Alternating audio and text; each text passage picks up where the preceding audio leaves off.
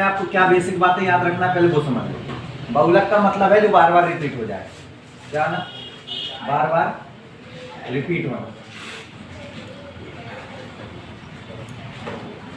कहने का मतलब है कि जो आंकड़े ज्यादा बार आते हैं, जो आंकड़े ज्यादा बार आते हैं उसे ही बहुलक कहते हैं।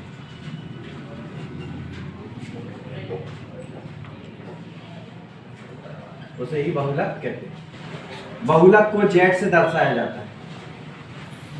बहुलक को किससे दर्शाया जाएगा? जेड से दर्शाया जाएगा। इसके बाद अगर हम बात करें तो जो खुले आंकड़े आएंगे, फॉर एग्जांपल के लिए अगर मैं बात कर लूं, कहीं ऐसा आ रहा है,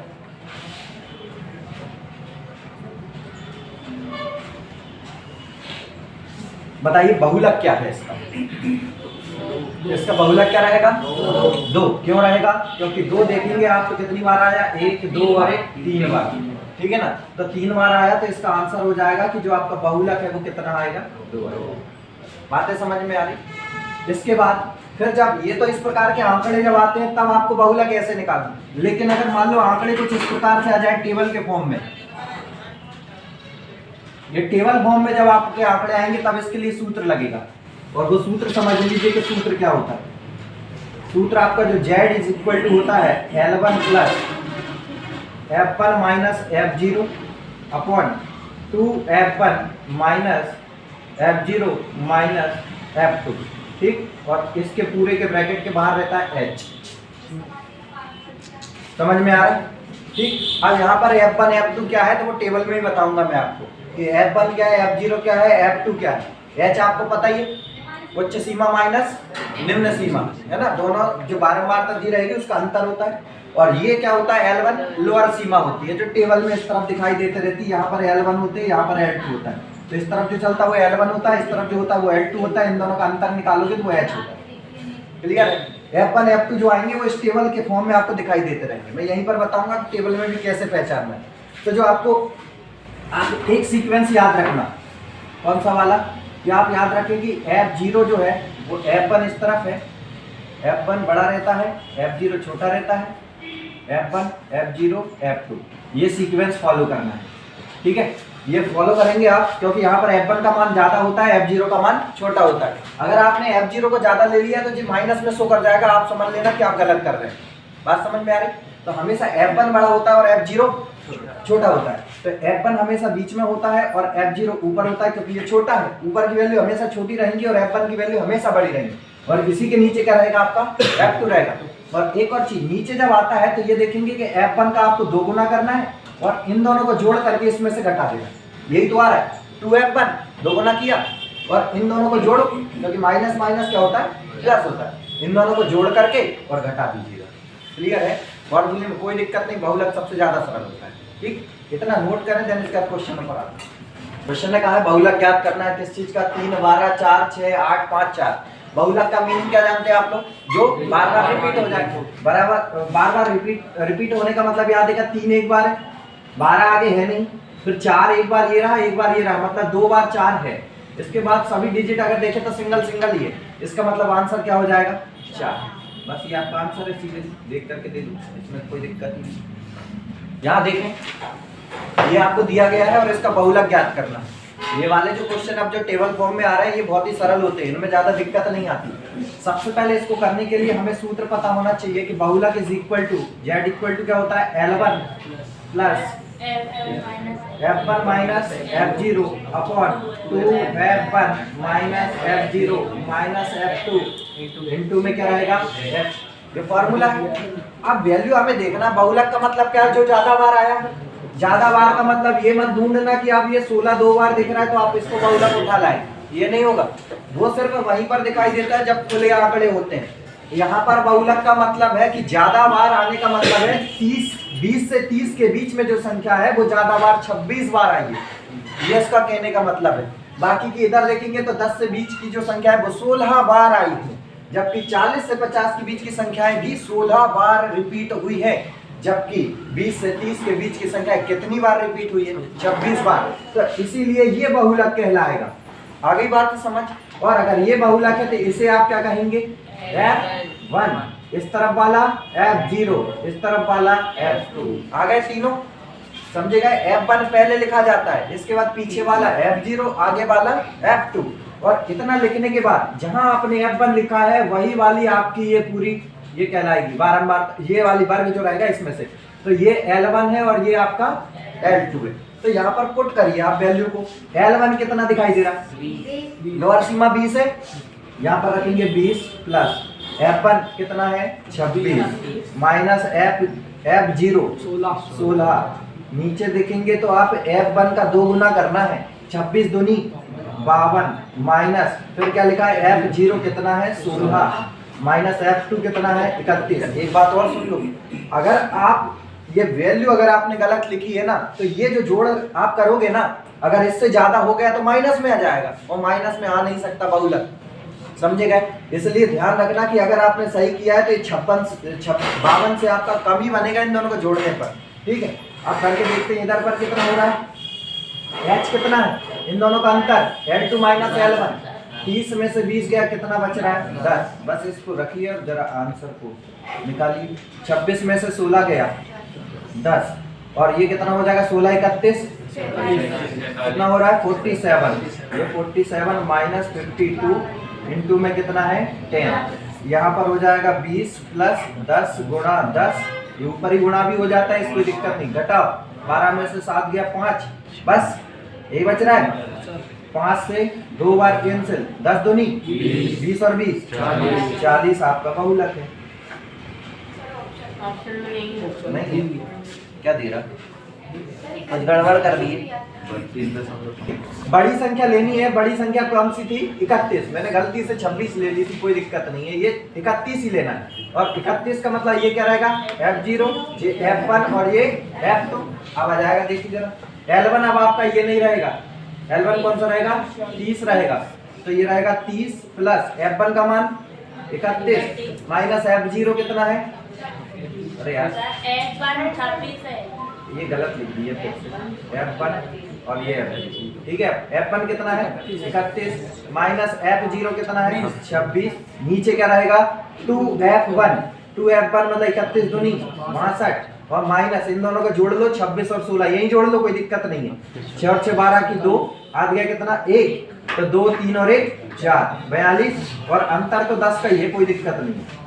अब देखिए जरा 30 प्लस 26 में से 31 गया 5 और नीचे कितना बच रहा है 20, कन्फर्म कर लो एक बार, 20 ही बच रहा है और गुणा में क्या है 10, 1 0 से 1 0 कैंसिल और 2 से 5 में भाग दोगे तो 2.5 आ जाएगा और इधर पर कितना है 30, ये हो जाएगा कितना 30 और 2 32.5, ये आंसर, ठीक है। देखिए ये रहा आपका क्वेश्चन, आपको ज्ञात क्या करना है बहुलक ज्ञात करना है। अब बहुलक ज्ञात करना है तो इसमें हमें ये दिखाई दे रहा है कि ये बारंबारता आपकी नीचे दिखाई दे रही।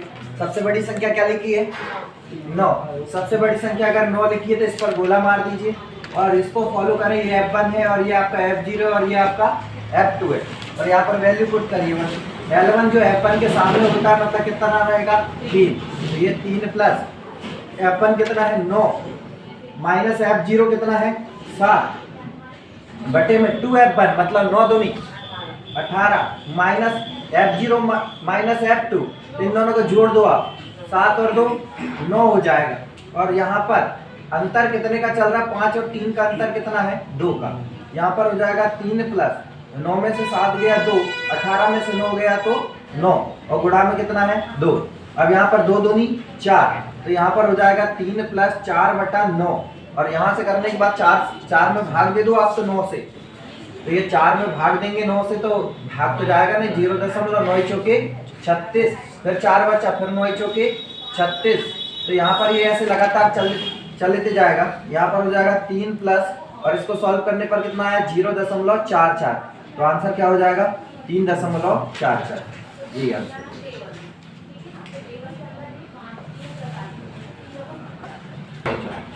देखिए ये क्वेश्चन दिया गया है, इसका भी बहुलक ज्ञात करना है। आज जो क्वेश्चन चलेंगे प्रॉपर आपके बहुलक के चलेंगे, इसके लिए सूत्र याद होना चाहिए, ठीक है। एक बार और मिटा के लिखता हूँ ताकि आप सूत्र एक बार और समझ पाएं। क्या होता है बोले जरा, Z is equal to L1 plus F1 minus F0 upon क्या होगा 2F1 minus F0 minus F2 into में क्या रहेगा H, यही रहेगा।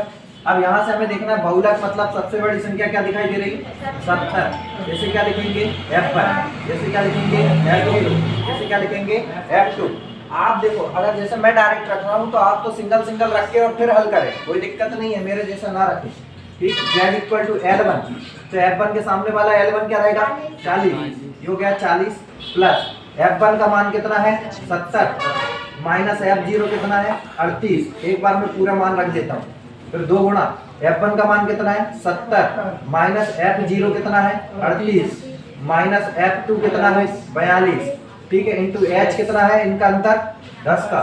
बस अब यहाँ पर आप सॉल्व कर लीजिए, 40 प्लस 70 में से 38, 10 में से 8 गया 2 और 6 में से 3 गया तो 3, 32 बच रहा है, 70 दूनी 140 माइनस, ये दोनों जोड़ते हैं हमेशा ध्यान रखना, माइनस माइनस प्लस होता है, 8 और 2 10 की शून्य, हाथ गए 1 4 4 8 80 हो रहा है क्या, ठीक है, इंटू में कितना है 10, ये हो गया आपका 40 प्लस 32 और बटे में क्या रहेगा 140 में से 80 गया तो 60 और गुणा में क्या है 10, 1 0 से 1 0 कैंसिल और काट दीजिए 6 से 32 को आपको यहाँ पर काटना है, 6 से 6 पंजे 30, कितना बचा 2, भाग नहीं जा रहा 0.0, 6 दूनी 6 3 18, 18 गया 2 बचा, फिर वही जाएगा 3 3 हो जाएगा, क्या हो जाएगा 40 प्लस 5.33, जोड़ेंगे तो ये हो जाएगा 40 और 5 45.33, यही आपका Z है, यही आपका बहुलक है, यही आपका आंसर। इसका क्या याद करना है, बहुलक ही याद करना है, तो बहुलक याद करने के लिए हमें सूत्र पता होना चाहिए, Z इक्वल टू क्या होता है L1 plus F1 minus F0 upon में 2F1 minus F0 minus F2 into में क्या रहेगा H। अब देखो जरा मैं वैल्यू भी नहीं रखूंगा, अब आप अगर ये देखें तो आपको वैल्यू रखनी नहीं, सीधे कैलकुलेशन करनी है टेबल के साथ। अगर हम बात करें यहाँ पर तो सबसे पहले बस यहाँ पर गोला मार दीजिए, सबसे बड़ी संख्या यही है क्या, F1 कितना हो चुका है आपका 31, ये हो जाएगा F0 और ये क्या हो जाएगा F2। अब यहाँ पर आप देखें तो L1 तो रखना पड़ेगा, L1 कितना है 14, ये 14 हो गया plus F1 minus F0, F1 minus F0 कितना हो रहा देख लो, 34 में से 28 गया 6 सीधा रख दीजिए, ठीक है, 34 दूनी 68 minus F0 minus F2, F0 minus F2 18, 28 में से 18 गया 10, 28 में से अच्छा जुड़ेगा 28 और 18 जोड़ दो 46, डायरेक्ट जोड़ के लिख दीजिए। देन H कितना है इन दोनों का अंतर 4 का, बस हो गया यहाँ से 14 प्लस 6 घटाइए, 8 में से 6 गया तो 22, जो हो गया 22 गुणा कितना है 4, 2 से काट दो 2 बार, 2 से काट दो 11 बार, 6 दूनी 12, 12 बटे 11 करके देखेंगे तो 11 ही कम 11 और फिर पॉइंट लग जाएगा, 1 बचा तो फिर 0 भाग नहीं जाएगा, 0 लग जाएगा और इसके बाद फिर क्या हो जाएगा आपका 11 नमा की 99, ऐसे ही हो रहा है क्या, ठीक है। तो बस यहाँ पर जोड़ दो, 14 में 1.09 जोड़ेंगे तो कितना हो जाएगा 15.09, यही आपका आंसर है। ये शॉर्ट करने का कोई और ज्यादा तरीका नहीं, शॉर्ट सिर्फ यही है कि आपको अगर मान लो फॉर्मूला ध्यान में है ना तो यहीं की यहीं वैल्यू को घटा जोड़ करके सीधा रख दो, आप एक एक करके रखोगे फिर टाइम खाएगा, बस आंसर तो तब भी आएगा, ठीक है। चलिए यही है 52 45 49 54 56 x माइनस 3 और देन 56 का बहुलक क्या दिया 52, तो आपको क्या बताना है x का मान। अब यहाँ पर हम अगर देखें तो जब इन्होंने 52 कहा है तो 52 इसमें सबसे ज्यादा बार होना चाहिए, तो 52 कितनी बार, एक बार, और आपकी बार है कहीं नहीं है, मतलब यही 52 आना चाहिए, फिर यही 52 आना चाहिए, अन्यथा फिर बहुलक कैसे निकल पाएगा, वहां पर 52 होना चाहिए तभी तो रिपीटेशन बता सकते हैं ना। तो कहने का मतलब है कि ये x माइनस 3 की जगह पर 52 होना चाहिए ना, 52 होना चाहिए, तो फिर यहाँ तो x माइनस 3 लिखा, हम तो कह रहे 52 होना चाहिए, ये 3 को उस तरफ ट्रांसफर कर दो तो x इक्वल टू क्या हो जाएगा 52 प्लस 3, तो x इक्वल टू 55, आंसर क्या रहेगा।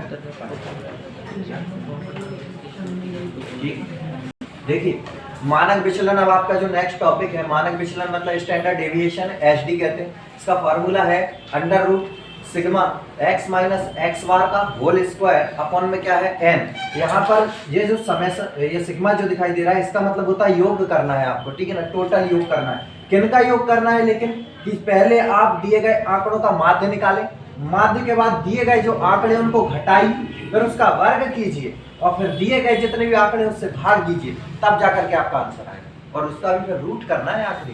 क्लियर। तो यहाँ पर देखें तो समेशन मतलब आपका समेशन क्या हो गया आपका योग, ठीक है। x मतलब क्या, दिए गए आंकड़े जितने भी आपको दिए रहेंगे ABCD फॉर्म में, मतलब जो भी दिया रहे ऐसा ABCD जो भी दिया रहे, ये आपके आंकड़े दिए रहेंगे।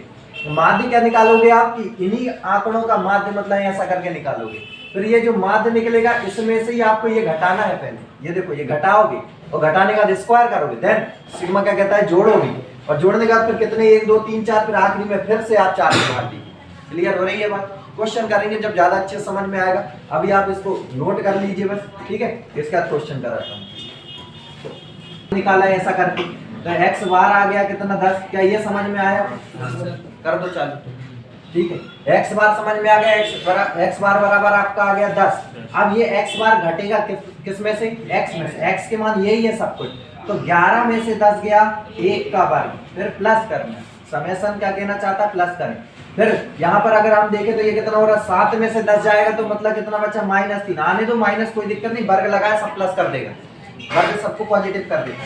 फिर प्लस 10 में से 10 गया 0, फिर 13 में से 10 गया 3 का वर्ग। आप तो कैसे भी घटा लो, कोई दिक्कत नहीं। 10 में से 9 गया 1 का वर्ग, और सबके बटे में अब ये n लगा है ना, n कितने 1 2 3 4 5 है वापस, फिर 5 लगेगा। बस यहाँ से आपका स्टैंडर्ड डेविएशन निकलेगा। 1 का वर्ग 1, 3 का वर्ग 9, 0 का वर्ग 0, 3 का वर्ग 9, 1 का वर्ग 1, यहाँ तक होने के बाद बटे में 5, 9 और 1 10, 9 और 1 10, 10 और 10 20, 20 बटा 5, कैंसिल कर दो, आंसर आया 4। अभी तक 4 आपका आंसर नहीं है क्योंकि यहाँ पर रूट लगा हुआ है, मतलब ये आपका रूट, ये देखो ये पूरे पे लगा है, तो 4 जब बाहर आएगा तो वो कितने से बाहर हो जाएगा, 2 से। स्टैंडर्ड डेविएशन आपका 2 आएगा। तो रूट को मत भूलना भैया, रूट भूल जाएंगे दिक्कत हो जाएगी। और कोई आंकड़े दिए क्या, नहीं, यही क्वेश्चन है, आपको मानक विचलन ज्ञात करना है। तो ध्यान से देखिए, अगर ये 6 12 9 7 8 4 3 12 15 4 ये आंकड़े दिए, सबसे पहले इसका क्या निकालना पड़ेगा, x बार। क्या निकालना पड़ेगा, x बार। तो x बार निकाल लो जरा, कितना आ रहा है x बार, सबको जोड़े और बेटा इतने आंकड़े कर दें, 1 2 3 4 5 6 7 8 9 10 है, तो भाग तो 10 से देंगे। देन इसके बाद इन सबको जोड़िए जरा, देखो 12 और 8 कितना हो गया 20, ठीक। इसके बाद और क्या जोड़ दें ऐसा, कहाँ गया ये 6 और ये 4, ये 10 हो गया, ठीक है। इसके बाद और देखो जरा 7 और ये 3, ये हो गया 10 आपका, ठीक है।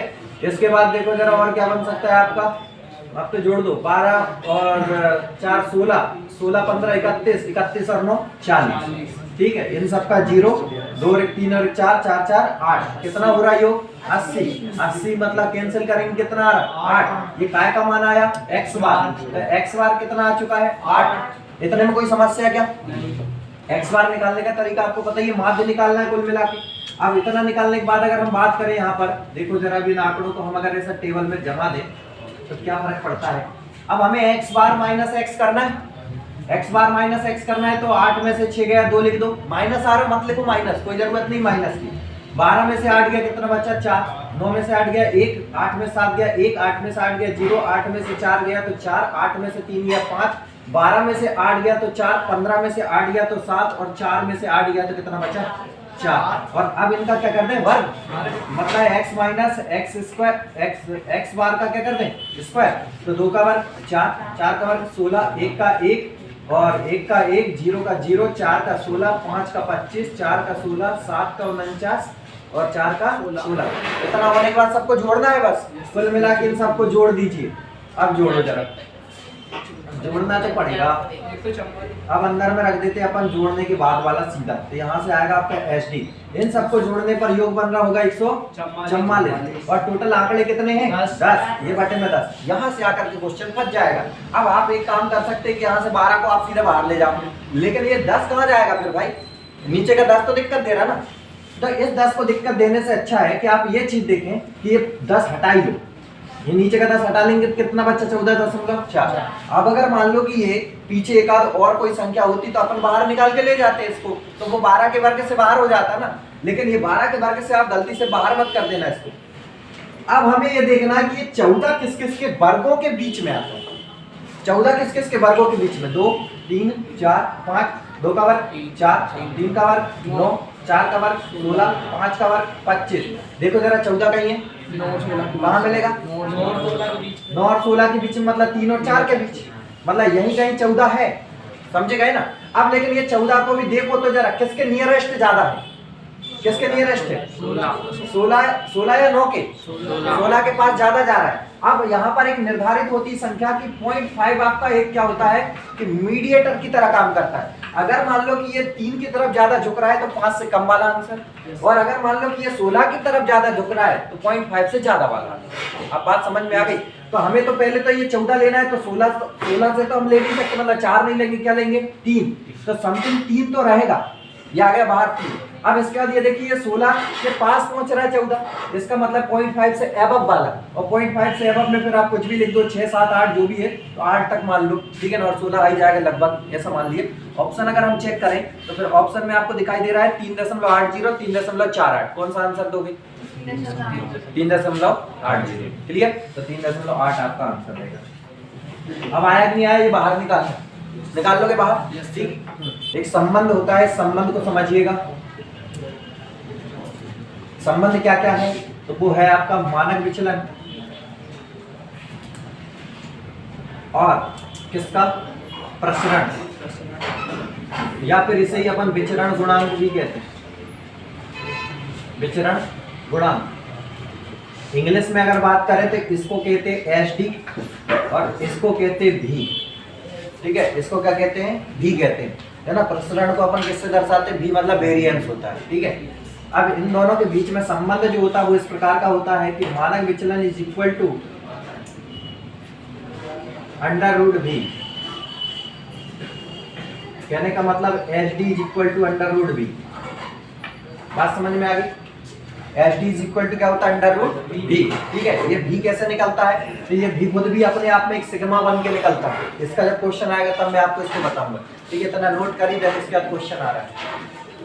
क्वेश्चन क्या लिखा है? 5 मानों का प्रसरण कितना है? 16। यदि प्रत्येक मान 2 गुना हो जाए, प्रत्येक मान कैसा हो जाए? 2 गुना, तो नए मान का क्या ज्ञात करना है? मानक विचलन। अब भी मैंने आपको बताया था कि मानक विचलन और प्रसरण में क्या संबंध है, तो H D is equal to under root क्या होता है? बी होता है। अब यहाँ पर अगर हमें एच डी निकालना है, सबसे पहले का एच डी निकालने, तभी तो 2 गुना करेंगे।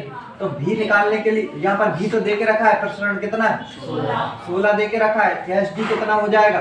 16 बाहर कितने से? 4। अब कह रहे हैं प्रत्येक मान को कैसा कर दो? 2 गुना। तो एच डी कितना हो जाएगा? 4 गुणा 2 बोले तो 8। यही आंसर है आपका, समझे गए? 5 मानों का प्रसरण इस बार कितना कह रहे हैं? 36 है। यदि प्रत्येक मान को 2 गुना कर दिया जाए तो नए मान का मानक विचलन बताना है। तो संबंध पता होना चाहिए कि मानक विचलन इज इक्वल टू क्या होता है? वेरिएंस अंडर रूट के अंदर होता है। बस यहाँ से वेरिएंस का मान कितना देके रखा है? 36। अंडर रूट के अंदर 36 और 36 बाहर कितने से? 6 से। मतलब पहले का स्टैंडर्ड डेविएशन कितना था? 6। प्रत्येक मान को कैसा कर रहे हैं? 2 गुना। तो इसका ही 2 गुना कर दो, तो 6 गुना 2 कर दो, आपका आंसर आ जाएगा। कितना है? 12। ये आंसर है आपका। ये लाइन समझ में आ रही है? देखिए, ये क्वेश्चन टोटल हटके है।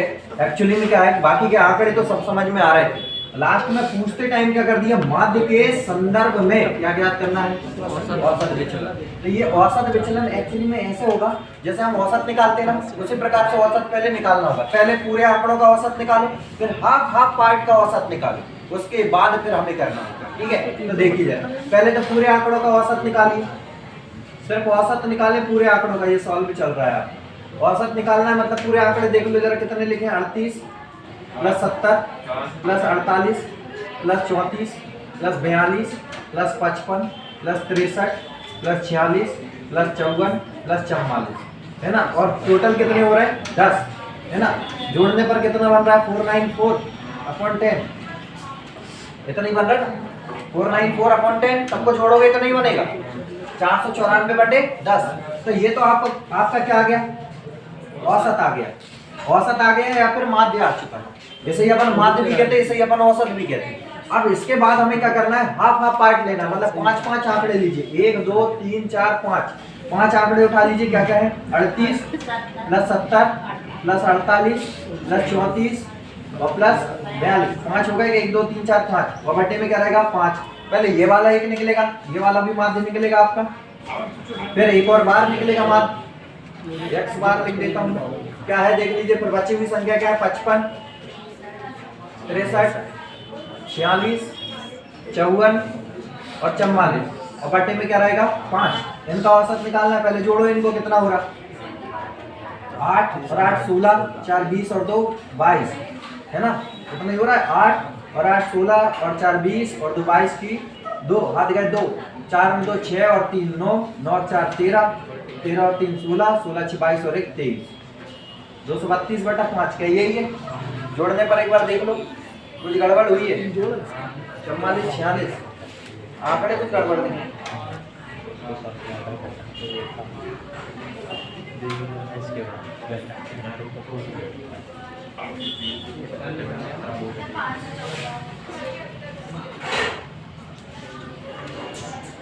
ये तो ठीक था, लेकिन यहाँ पर हमें सीक्वेंस जमाना पड़ेगा पहले।